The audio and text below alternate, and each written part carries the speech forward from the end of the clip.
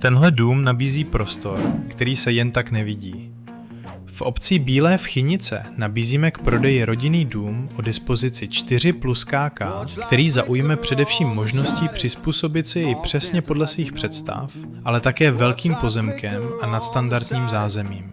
Dům nabízí užitnou plochu přibližně 130 m2 a celkovou plochu 252 m2. Součástí domu je také prostorná půda, která přímo vybízí k vestavbě dalších obytných místností. A tím možnosti tohoto místa rozhodně nekončí. Na pozemku najdete hned 2 garáže a velkou stodolu, která může sloužit jako dílna nebo prostor pro vaše koníčky. To vše doplňuje velká zahrada o výměře 1402 m2, která nabízí dostatek prostoru pro odpočinek nebo další využití. Dům je vytápěn ústředním plynovým topením, nechybí krbová kamna ani boiler.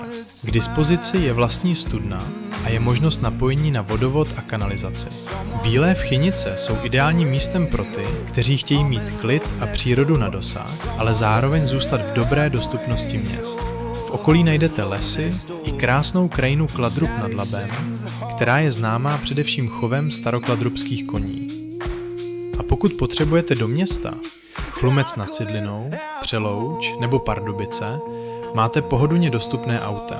Praha je díky dálnici D11 přibližně 45 minut jízdy. A kdyby vás zajímalo, jak by tento dům mohl vypadat po rekonstrukci, tady je malá ukázka.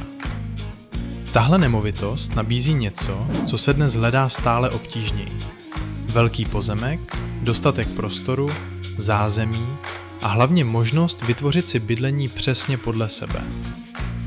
Pokud hledáte dům, kde budete mít opravdu prostor žít, přijďte se podívat. Budu se těšit na osobní prohlídce.